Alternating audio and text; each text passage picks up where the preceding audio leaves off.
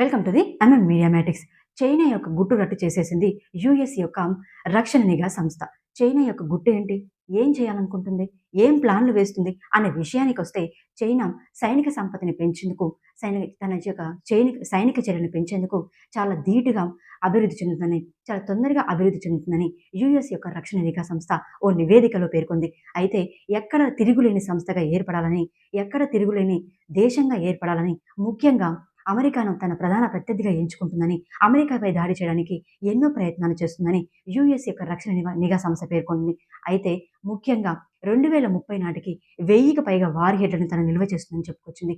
అయితే ఈ చైనాపై వ్యతిరేకంగా భారత్ తన యొక్క ప్రధాన ప్రత్యర్థిగా చైనాని ఎంచుకుంటుందని, ఏ సమయంలో ఎప్పుడు చైనాపై దాడి చేసేది తెలియదని, ఎప్పుడైతే చైనా భారత్పై వ్యతిరేకమైన చర్యలు చేపడుతుందో భారత్ చైనాని వదిలే ప్రసక్తే లేదంటూ తమ యొక్క సైనిక చర్యను ధీటుగా పెంచుకుంటుందని చెప్పుకొచ్చింది డిఐఏ.